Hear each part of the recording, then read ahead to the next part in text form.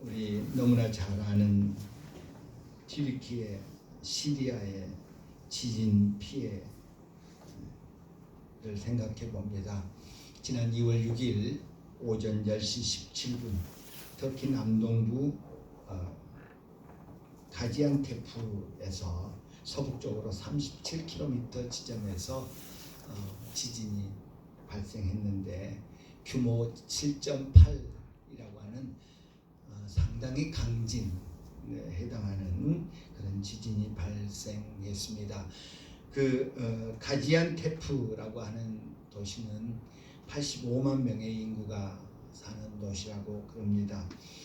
이어 11분 후에는 규모 6.7의 여진이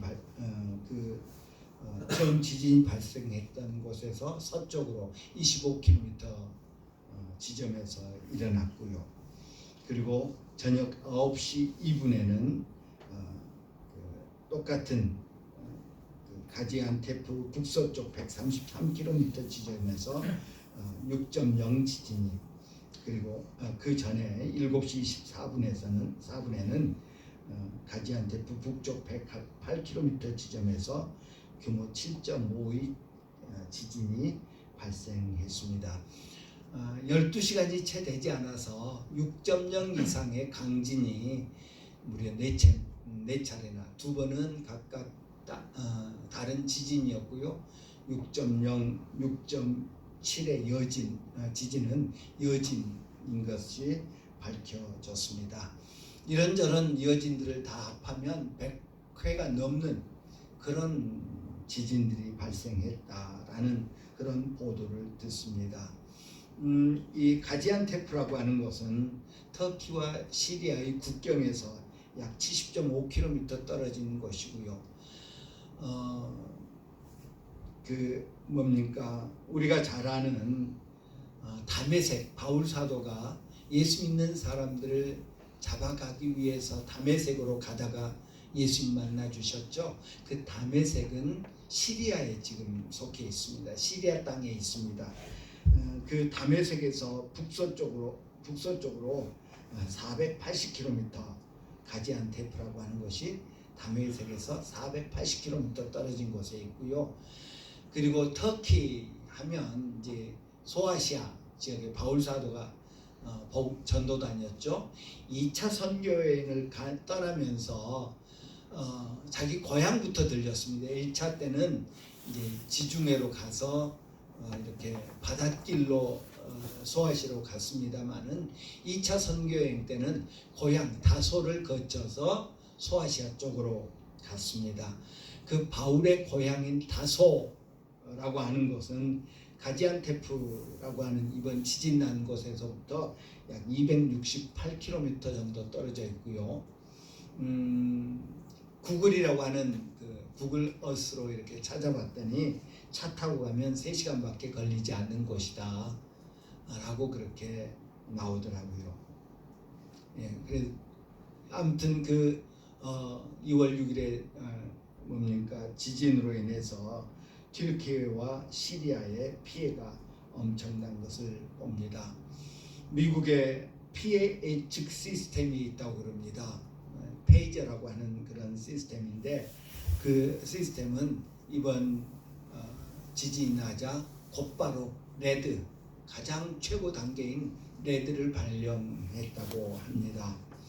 그 페이저의 예측에 의하면 사망자가 1만 명에서 10만 명까지 이를 확률이 35%, 사망자가 10만 명을 넘을 확률도 24%라고 예측을 했다고 합니다. 이미 사망자가 2만 명이 넘었다라는 그런 보도를 듣습니다. 예, 우리가 터키의 그런 엄청난 튀르키예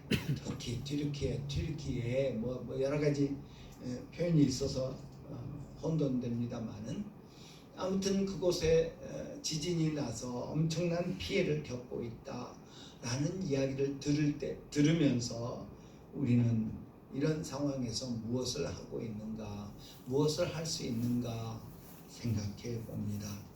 우리 속담에 강 건너 불구경한다라는 말이 있습니다.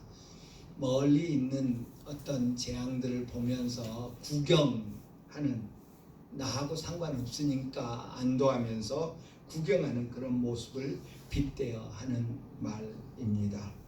혹시 우리의 태도가, 우리의 자세가 그러지 않는가? 요즘 인터넷에 보면 연예인들을 비롯해서 많은 사람들이 모금을 하고 모금을 독려하고요. 우리나라 기업인들이 최소한 100억 이상의 그런 구호 모금을 할 거다 하는 그런 보도도 있는 것을 보았습니다. 세계 각국에서 평소에 터키와 튀르키예와 그렇게 사이가 좋지 않았던 나라들까지도 구호팀을 보내서 그들을 인명을 구출하고 돕고 하는 일을 하고 있습니다. 우리나라도 구조팀, 의료지원팀 등을 보내서 지원하고 있는 것으로 알고 있습니다. 오늘 주보에 실었습니다마는 우리 교회에서도 이제 군인들을 보냈는데, 우리나라에서 특전사를 보냈다고 그러죠. 거기 특전사에 속해 있는 한 청년이 지금 가서 돕고 있습니다. 그들을 위해서 기도해 주시기를 바랍니다.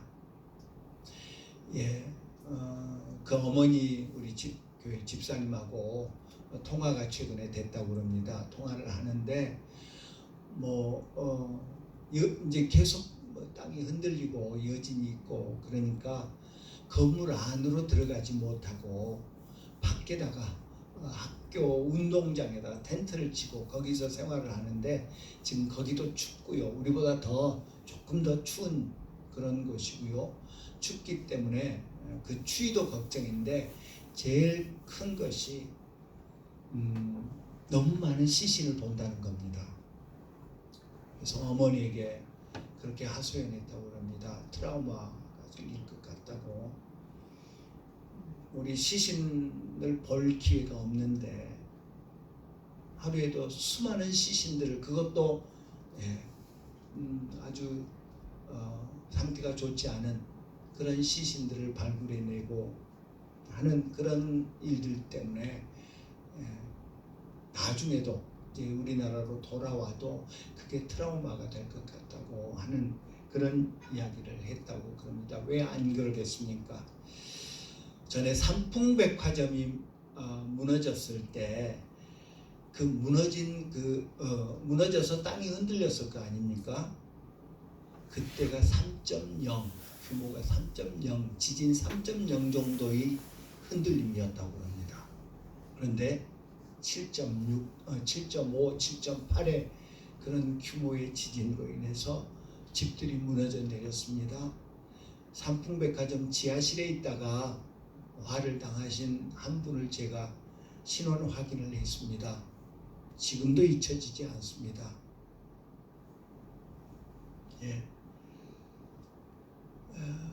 그 우리 의료팀이나 혹은 의료팀은 그래도 전문가들이기 때문에 좀 덜 할 수 있겠습니다만은, 아무것도 그런 사전 지식이 없는, 또 이해가 없는 우리 군인들, 혹시 트라우마 때문에 어려움 당하지 않도록, 아마 우리나라에 돌아오면 이제 어떤 적절한 이렇게 정신적인 치료가 있어야 되겠습니다만은, 그들을 위해서 기도합시다. 화를 당해서 가족을 잃고 이런 어려움에 있는 사람들을 위해서 기도해야 되겠지만, 그 지원하는 팀들을 위해서도 우리나라를 비롯해서 세계 각국에서 지원온 그런 사람들의 상태를 위해서도 기도해야 되겠습니다. 이런 어려운 상황에 놓여 있는 그런 튀르키예 사람들, 또 시리아 사람들을 보면서, 그 뉴스를 들으면서 그리스도인으로서 나는 어떠해야 될 것인가, 뭘 해야 될 것인가. 예, 우리가 그냥 기도합시다가 아니라 정말 안타까운 마음, 그들을 불쌍히 여기는 마음, 측은히 여기는 마음으로 우리는 그들을 위해서 중보기도하는 책무를 다해야 된다고 생각합니다. 왜냐하면 오늘 성경에서 산상설교를 통해서 예수님 말씀하신 것처럼 우리는 세상의 소금이고 세상의 빛이어야 하기 때문입니다. 소금은 방부제 혹은 조미료로서 유익한 특성을 가지고 있습니다. 하나님께서는 이제 하나님 나라가 임했다. 너희들에게 왕이 임했기 때문에 이제부터 하나님 나라가 시작된다. 그 하나님 나라에 참여해라 라고 촉구하시면서 하나님 나라의 백성의 특성은 이거다. 하나님 나라의 백성의 특징은 이거다 라는 것을 산상설교를 통해서 말씀해 주십니다. 하나님 나라, 하나님의 왕국은 하나님이 왕이시기 까닭에 그 왕처럼 되어야 하고요. 왕의 특성처럼, 왕의 성품처럼 되어야 합니다. 왕을 닮아가야 한다는 것입니다. 복정을 힘쓰는 그 왕들의 백성들은 역시 폭력적이 됩니다. 그래서 다른 나라를 치고 전쟁을 일삼고 하는 그런 모습을 보이는가 하면 덕스러운 왕이 통치하던 시대의 나라는 평화를 추구하고 화해하고 용서하고 하는 그런 모습들을 역사는 우리에게 보여줍니다. 하나님 나라의 백성은 새로운 가치관을 가져야 된다. 왜냐하면 하나님이 세상의 가치관과 다른 그런 분이시기 때문에, 세상의 사람들과 다른 그런 분이시기 때문에, 그래서 복에 대한 개념도 바뀌어야 한다 라고 말씀하십니다. 또 하나님은 겸손하신 분이시요, 온유하신 분이시요, 거룩한 분이시요, 순결한 분이시요, 자비와 평화와 신실함을 추구하시는 그런 분이시기 때문에 하나님의 백성도 그것을 가치관으로 삼는 그런 사람들이 되어야 할 것을 말씀하고 있습니다. 하나님 나라의 도덕적 특성이 부족하고 이러한 가치를 실천하지 못할 때 그들은 영향력을 상실하게 될 것이요, 아니 하나님 나라의 백성으로서의 역할을 하지 못하게 되고 더 이상 유용하지 않은 무익한 그런 존재들이 될 수밖에 없다라고 말씀합니다. 오늘 본문에서 말씀합니다. 하나님의 백성은 이런 백성이어야 하는데, 소금과 같은 그런 유익을 끼치는 백성이 되어야 하는데, 그렇지 못할 경우, 그 유익을 끼치지 못할 경우는 어떻게 되느냐? 버려지게 된다, 밟힐 뿐이다 라고 말씀합니다. 무익한 자들은 버려지게 되고 발에 밟히게 될 것입니다. 그런 자들은 하나님 나라의 왕으로부터 악하고 게으른 종이라고 평가를 받게 될 것입니다. 하나님 나라에 합당하지 않기 때문에 쫓겨나 슬피 울며 이를 갈게 될 것을 성경은 우리에게 가르쳐 줍니다. 예수님의 제자들은 하나님 나라의 대표자로서 세상에서 왕국의 빛을 발하는 자들이 되어야 하고, 그 빛을 반사함으로 말미암아서 참 빛이신 예수 그리스도를, 참 빛이요 왕이신 예수님의 빛을 반사하여서 사람들에게 예수님이 이런 분이시다, 하나님이 이런 분이시다 라는 것을 보여줘야 할 것을 말씀해주고 있습니다. 다른 사람들을 왕과의 관계를 맺도록 초청하는 그런 역할을 하는 사람이 하나님 나라의 백성이어야 할 것을 말씀하고 있습니다. 제자가 된다는 것은 책임을 갖는다는 것을 의미합니다. 제자가 맛을 잃고 하나님 나라의 빛을 반사하지 못한다면 그들은 하나님을 영화롭게 하는 일에 실패하게 될 것입니다. 왕을 욕되게 하고 사람들이 그의 왕국에 들어오지 못하게 하는 그런 결과를 낳게 될 것이라고 예수님 말씀하십니다. 너희는 천국문을 가로막고 너도 들어가지 아니하고 다른 사람도 들어가지 못하게 한다 라고 그렇게 예수님 책망하시는 것을 우리가 성경에서 봅니다. 혹 우리가 하나님의 자녀라고 하면서 하나님 나라의 백성이라고 하면서 그런 오류를 범하고 있지는 않는가 생각해 봅니다. 오늘날 교회에 대한 추문이 일상이 된 것 같습니다. TV에서 언론 등에서 교회가 이럽니다. 교회 지도자들이 이럽니다. 라는 보도를 너무 쉽게 봅니다. 우리나라뿐만 아니라 세계 곳곳에서 이런 일들이 벌어지고 있습니다. 미국에서도 힐송이라고 하는 그런 찬양으로 아주 특화된 교회가 있는데요. 호주에서 시작해서 이제 미국에도 이렇게 퍼져나갔고 그 지교회들이 미국 여러 곳에 생겼는데 그 힐송의 지도자들의 그런 부도덕하고 또 불의한 그런 일들이 워싱턴 포스트지에서 대서특필을 할 정도로 보도가 되어 가지고 여러 가지로 어려움을 겪고 있습니다. 우리나라는 뭐 더 말할 나위가 없고요. 이런 교회 저런 교회 언론에서 어떤 특별한 그런 프로그램에서 계속해서 여러 차례에 걸쳐서 방영을 할 정도입니다. 교회 지도자들이 도덕적이고 윤리적인 삶에 실패하고 권력을 남용하고 성도들에게 그릇된 가르침을 강요하고 사람들에게 덕을 끼치지 못하는 그런 모습들이 기독교 전체가 그런 것처럼 큰 오점을 남기게 되는 것을 우리가 경험합니다. 세상에서 교회의 증거를 손상시킵니다. 교회는 그 맛과 광채를 잃어가고 있습니다. 그런 교회는 더 이상 소금이 아니고 빛이 아니더라 라는 것입니다. 그리스도인으로서 우리는 우리에 대한 주님의 기대가 무엇인지를 잘 생각해야 되겠습니다. 주님은 우리가 어떤 교회가 되기를 원하는가? 주님이 우리에게 말씀해 주신 것들을 진지하게 받아들이면서 우리 자신을 살피는데 결코 게을르지 않아야 되겠습니다. 다른 나라 사람들이 우리나라를 쳐다보고 있습니다. 다른 나라 사람들이 우리나라를 무시하고 다른 나라 사람들이 우리나라에 대해서 이러쿵저러쿵 이야기하면 자존심 상하죠. 기분 나쁘지요. 영적으로도 마찬가지입니다. 다른 나라 사람이 사탄의 나라 사람이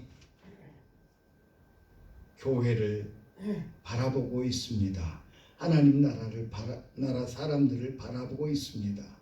하나님께서는 당신의 백성들이 당신의 나라 사람들이 다른 나라 사람들에게 사탄의 여전히 종노릇하고 있는 그런 사탄의 나라 사람들에게 도전이 되고 자극이 되고 그래서 그들이 나도 당신들처럼 되기 원합니다 라고 주님께로 돌이키기를 바라고 계십니다.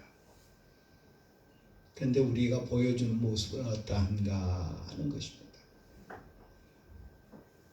다른 사람이 지켜보고 있습니다.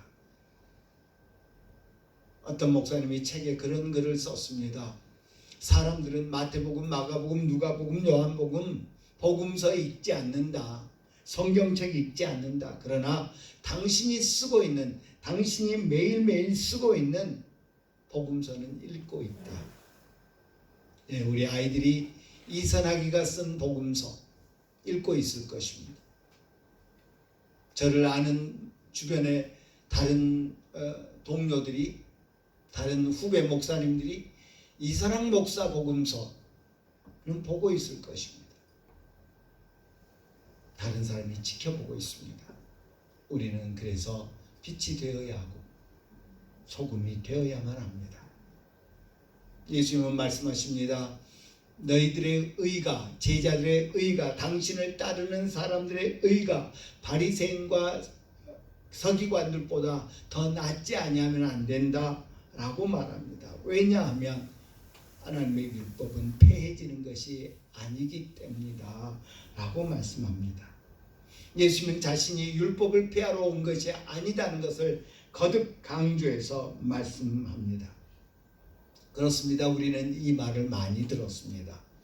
예수님은 율법을 폐하러 온 것이 아니야. 1.1획도 폐하러 온 것이 아니라고 말씀하셨어 라고 말합니다. 뿐만 아니라 예수님은, 우리가 관심 가져야 할 것은 예수님은 율법을 완성하기 위해 오셨다는 것입니다.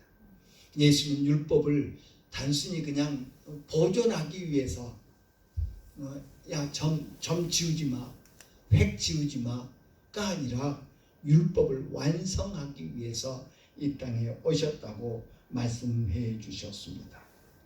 예수님은 모세의 율법 중에 어떤 것들을 비준해 주십니다. 그래, 그게 맞아 라고 인정해 주십니다.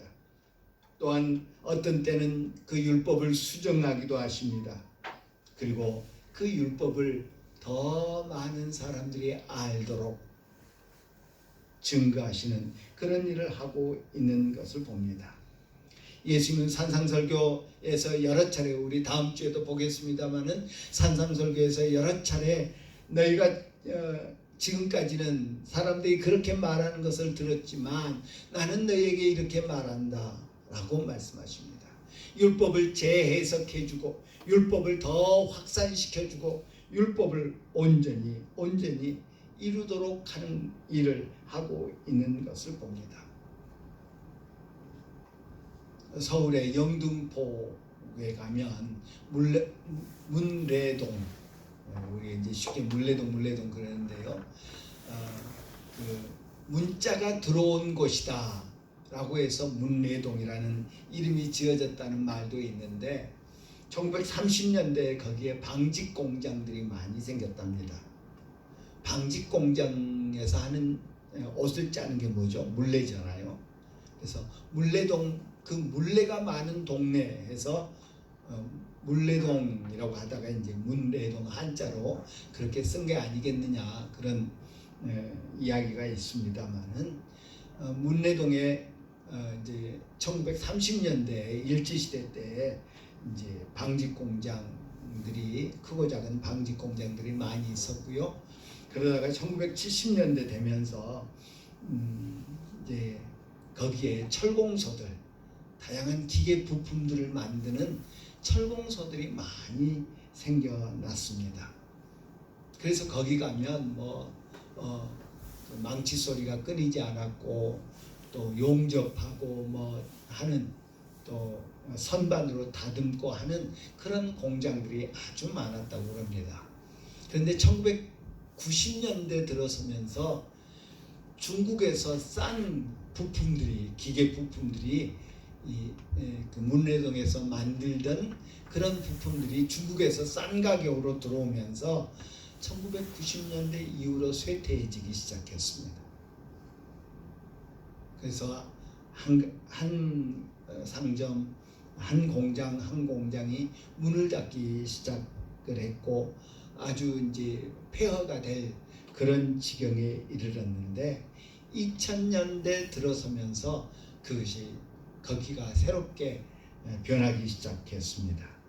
작업 공간이 필요했던 예술인들이 비어있는 그런 가게, 그 공장을 임대해가지고 아주 싼 값으로 임대해가지고 이제 창작 활동을 하는 그런 장소로 삼았습니다. 그래서 젊은 연예인들이, 예술인들이 많이 들어오기 시작했고요. 노기선 철강소 옆에 예술가의 공방, 그리고 레트로 감성의 카페들이 생겨나면서 젊은 사람들이 찾기 시작했습니다. 그래서 문례동은 과거와 현재가 공존하는 그런 공간이 되었고요.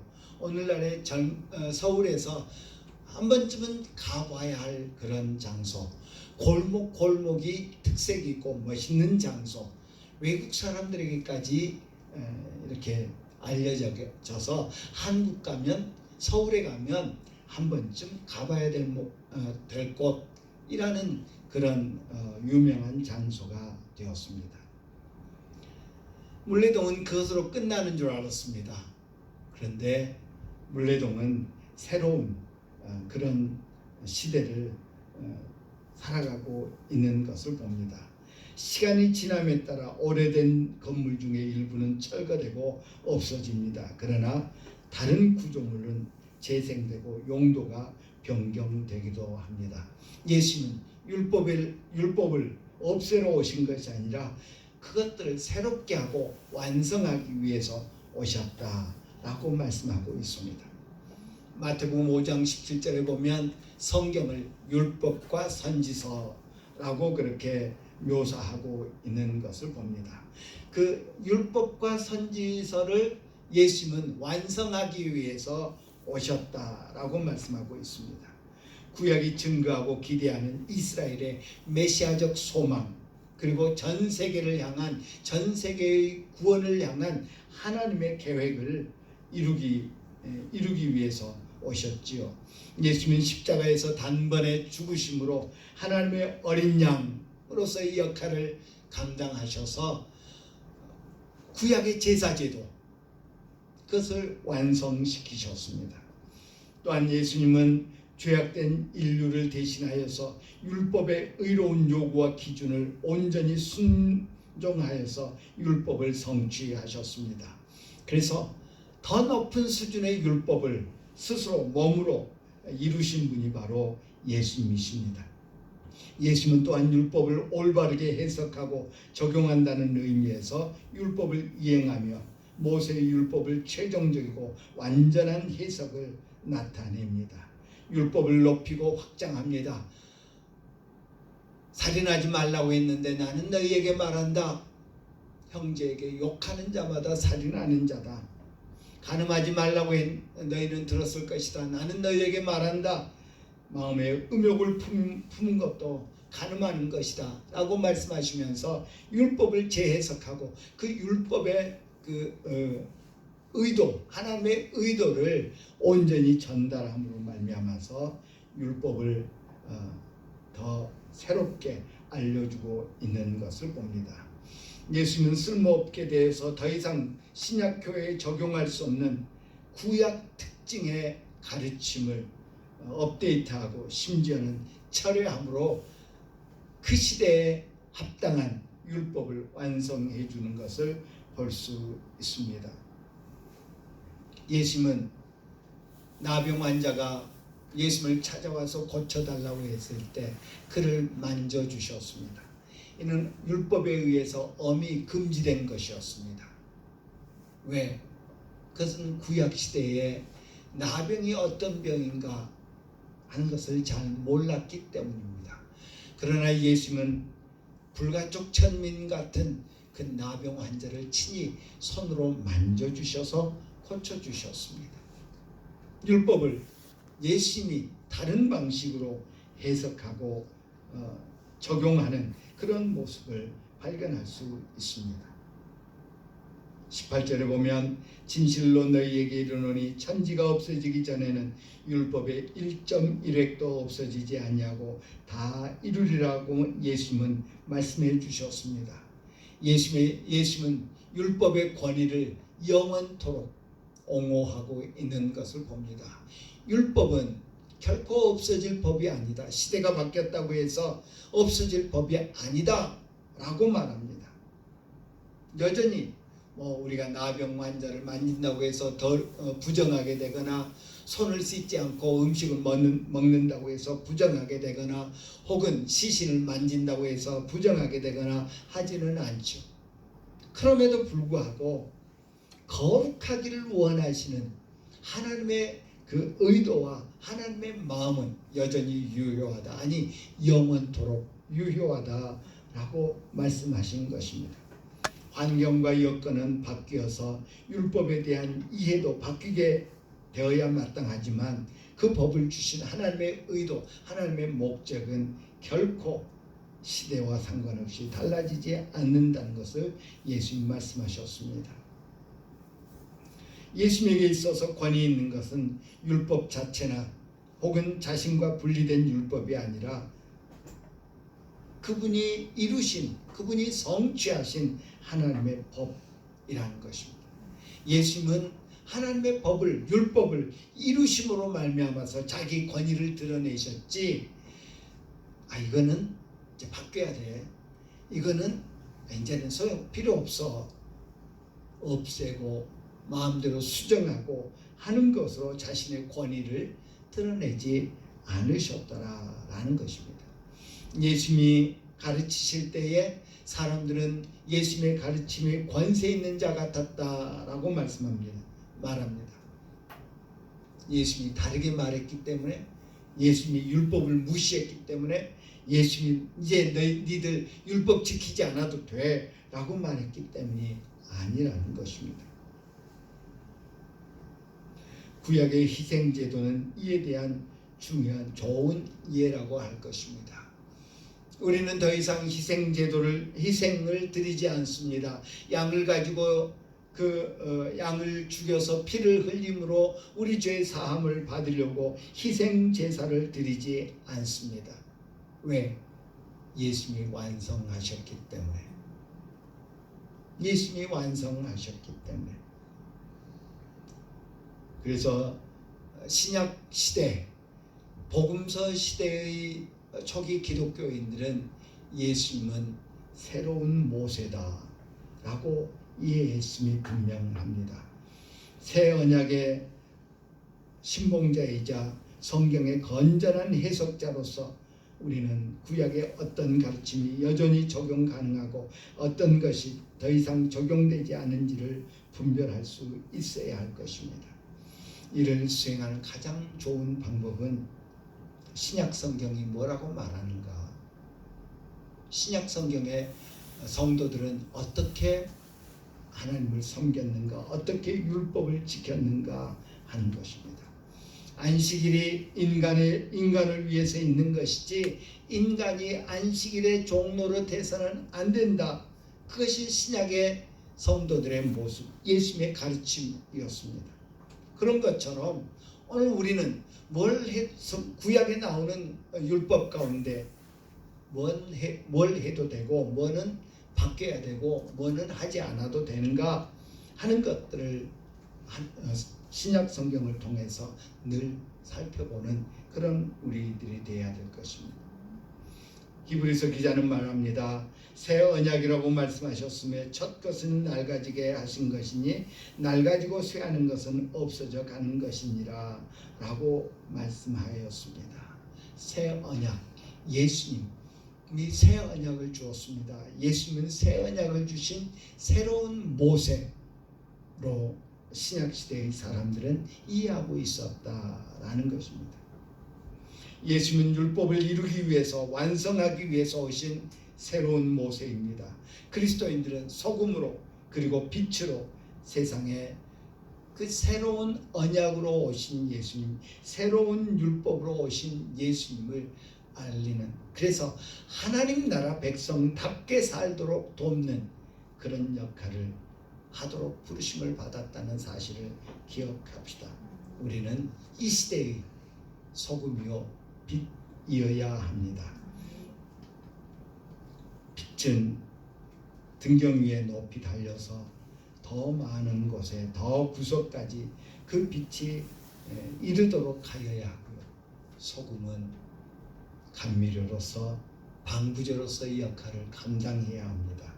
그렇지 않으면 밖에 버려질 뿐이다. 악하고 게으른 종이라고 책망받고 쫓겨날 뿐이라는 사실을 기억하면서 우리는 그 역할을 감당하고 있는가를 늘 점검하는 그런 우리들이 되어야 될 줄 믿습니다. 기도합니다.